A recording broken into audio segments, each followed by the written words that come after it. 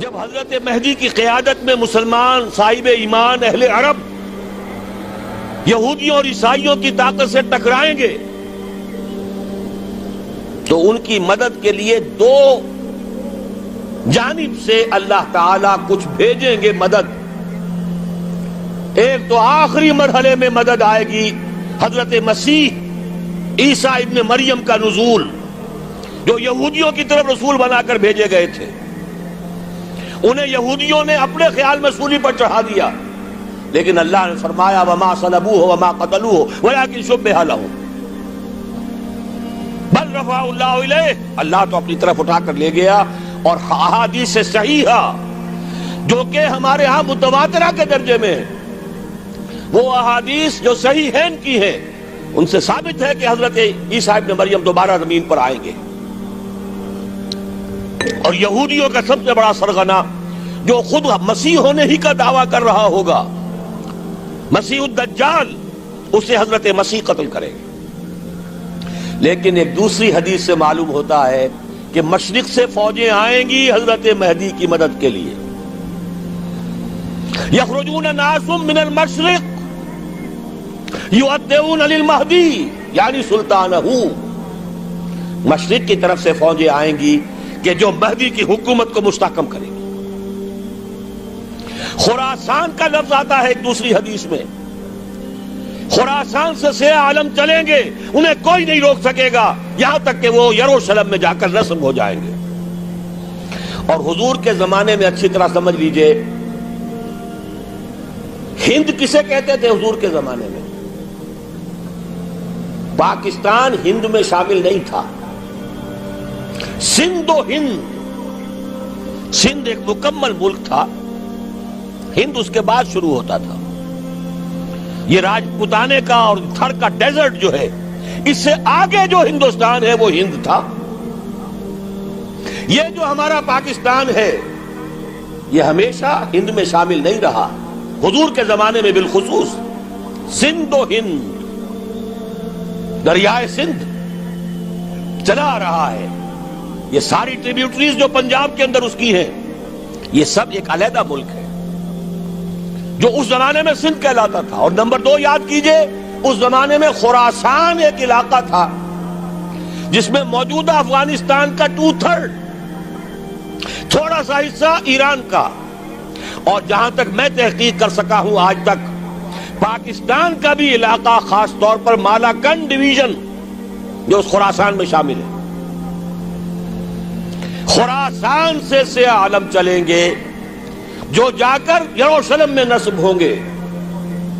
یہاں بھی ایک نقطہ نوٹ کر لیجئے، پہلے بھی یروشلم ہم سے چھینا تھا. کس نے چھینا تھا؟ عیسائیوں نے، کروسیڈرز. واپس کون لیا؟ کس نے لیا؟ عربوں میں دم نہیں تھا، عرب عیاشیوں کی وجہ سے کھوکھلے ہو چکے تھے. واپس لینے والا صلاح الدین ایوبی، کرد خون. اب دوبارہ یروشلم لیا جا چکا. چھینا کن سے گیا؟ عربوں سے. عرب واپس لے سکتے ہیں؟ کوئی اندیشہ اگر ہو سکتا تھا عراق کے بارے میں کہ شاید اس کے ایٹمک دانت نکل آئے، جو سازش کی گئی، جس طرح اس احمق اور پاگل صدام حسین کو دام میں پھنسایا گیا.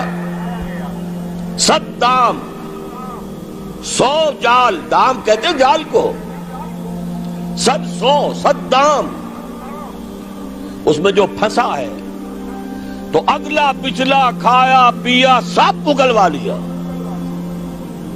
اور ہے ہی کون؟ اس کے پاس ایٹمک ہتھیاروں کا ذخیرہ موجود ہے، اور کسی کے وہ ایٹمک دانت بھی نکلنے نہیں دے رہے. پاکستان کے اوپر کتنا دباؤ، اور ہمیں نہیں پتا کتنا کچھ دباؤ قبول کیا جا چکا. یہ تو سبھی مانتے ہیں. کیپ کر دیا گیا، روک دیا گیا، آگے تو نہیں بڑھ رہا، یہ تو سبھی مانتے ہیں. رول بیک بھی ہو گیا یا نہیں کچھ پتہ نہیں. لیکن کسی صورت یہ نہیں تسلیم کریں گے، قبول کریں گے کہ کسی مسلمان ملک کے پاس ایٹم بم آ جائے. یہودیوں کے پاس ذخیرہ موجود، سب جانتے ہیں. بہرحال یہ جان لیجئے اس علاقے سے امید ہوتی ہے. سندھ اور خراسان حالات بہت خراب ہیں ہمارے، اور حالات بہت خراب ہیں افغانستان کے بھی، لیکن حالات کے بدلتے اللہ تعالیٰ کی مشیت کے تحت دیر نہیں لگا کرتی. سیرت نبوی میں مجھے نظر آتا ہے سن 10 میں 10 نبوی ہجرت سے 3 سال پہلے 2.5 سال پہلے کہیں سے کوئی امید کی کرن نظر نہیں آتی تھی کہ عرب میں اسلامی حکومت قائم ہو جائے گی. 10 برس ہو چکے محمد الرسول اللہ کو دعوت دیتے ہوئے، اور ابھی تک بمشکل 125 آدمی ہے. اپنے بل پر اپنے طاقت پر مکے میں رہ بھی نہیں سکتے. کیسے ہو جائے گا؟ کہاں سے ہو جائے گا؟ میں آج پوچھتا ہوں، کوئی سر بتائے کہیں سے کوئی امید کی کرن اس وقت نظر آتی ہے؟ اس ماحول میں لے جائیے. اگلے 3 سال میں کیا ہو گیا؟ پہلے سال 6، اگلے سال 12، اس سے اگلے سال 72، اور بیعت عقبہ ثانیہ ہجرت، اور وہاں سے اب حضور کی طرف سے انیشیٹ شروع ہو گیا، انیشیٹو. تو ہم نہیں کہہ سکتے اللہ تعالیٰ کی قدرت، اللہ کی مشیت. یہ یقین ہے کہ دنیا کے خاتمے سے پہلے نظام خلافت قائم ہوگا، اور تمام دنیا میں ہوگا. ظاہر ہے کہیں پہلے کسی ایک جگہ سے ہوگا، جیسے حضور کے زمانے میں ہوا. اگر بیک وقت پوری دنیا میں ہو سکتا تو حضور کے دست مبارک سے ہوتا. اگر حضور کے دست مبارک سے بھی ایک ملک میں ہوا، جزیرہ نما عرب میں ہوا، پھر حضور کے امتی ہیں نا، ابو بکر ہے، عمر ہے، عثمان ہے، صحابہ کرام کی فوجیں نکلی ہیں، امتی ہیں. امتیوں کے ہاتھوں اس کی توسیع ہوئی. اب بھی یہی ہوگا، کسی ایک علاقے میں ہوگا. میرا گمان ہے، میں یہ یقین سے نہیں کہہ سکتا. گمان بھی میرا ان احادیث کی روشنی میں ہے جو میں نے آپ کو بتا دی اور موجود ہے اس کتابچے کے اندر. علامہ اقبال نے بھی انہی کے حوالے سے کئی کہا ہے، میرے عرب کو آئی ٹھنڈی ہوا جہاں سے، میرا وطن وہی ہے، میرا وطن وہی ہے. اس علاقے سے کچھ ہونے والا ہے اور ہوگا انشاءاللہ. میری زندگی میں نہ ہو، آپ کی زندگی میں نہ ہو، کوئی پرواہ نہیں.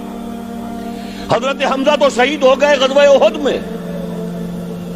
5 سال کے بعد حضور مکے میں داخل ہوئے ہیں فاتح کی حیثیت سے.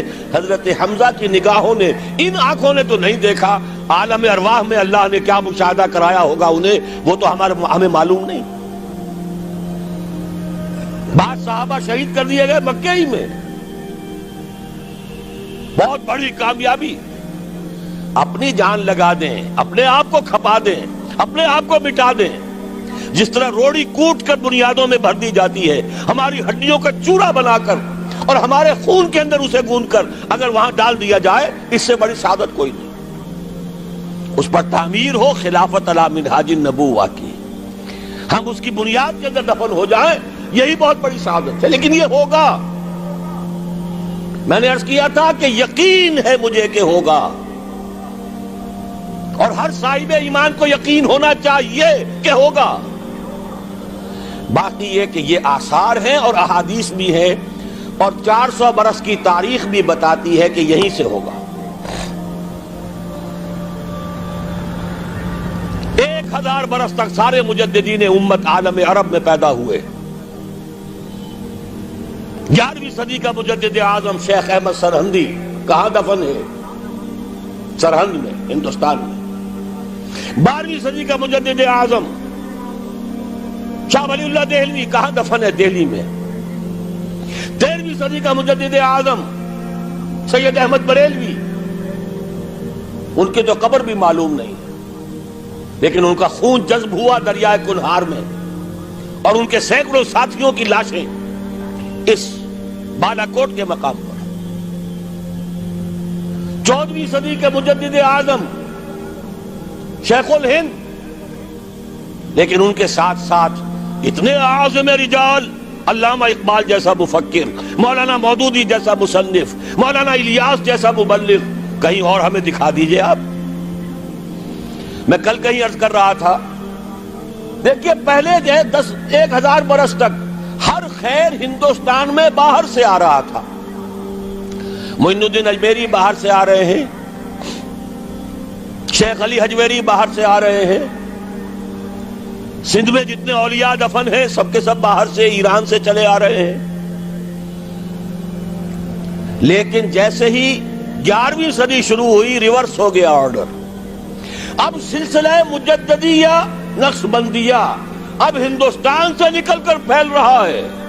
پورا افغانستان، پورا ترکستان، تمام یہ ترک ریاستیں جو آزاد ہوئی ہیں ابھی یو ایس ایس آر کے خاتمے کے بعد، یہاں تک کہ سائپرس، جزیرہ قبرص، پورا ترکی جو اب بھی ہے موجودہ ترکی، سلسلہ مجددیہ نقشبندیہ کہاں سے چلا؟ ہندوستان سے پھیل گیا پورے عالم اسلام۔ مفکر، علماء دین اور تمام علوم دینی کا مجدد شاہ ولی اللہ دہلوی، خالص ترین جہاد فی سبیل اللہ دور صحابہ کے بعد جماعت مجاہدین جام شہادت نوش کیا، سینکڑوں ہمارے مجاہدین۔ پھر 14ویں صدی میں اقبال جیسا مفکر، مودودی جیسا، دوبارہ دوہرا رہا ہوں، مصنف، مولانا الیاس جیسا مبلغ مجھے تو کہیں نظر نہیں آتا۔ تمام مسلمان ممالک آزاد ہوئے، کہیں اسلام کا نام نہیں لگا، نہ سیوکارنوں نے نعرہ لگایا، نہ کہیں کسی اور نے نعرہ لگایا۔ عربوں نے بھی عرب نیشنلزم کا نعرہ لگایا، اسلام کا نعرہ نہیں۔ تحریک پاکستان میں نعرہ لگا، پاکستان کا مطلب کیا؟ لا الہ الا اللہ۔ صبح عرض کر چکا ہوں، تحریک خلافت پوری دنیا میں کہیں نہیں، صرف بر عظیم پاک و ہند میں۔ اور کیسی تحریک خلافت کہ ہندو شریک ہوئے، گاندھی شامل ہوا، پورے ہندوستان کو جس نے گنجا دیا۔ یہ دوسری بات ہے کہ جب خود مصطفیٰ کمال نے ختم کر دیا تو اب کیا کرتے؟ مدعی سست گواہ چست۔ نوٹ کرنے کی بات ہے، کچھ آثار ہیں، 400 سال کی تاریخ ہے، بتا رہی ہے پاکستان کا قیام خود ایک معجزہ۔ یہ ساری چیزیں مشیت ایزدی میں کسی بڑے خیر کا پیش خیمہ ہے۔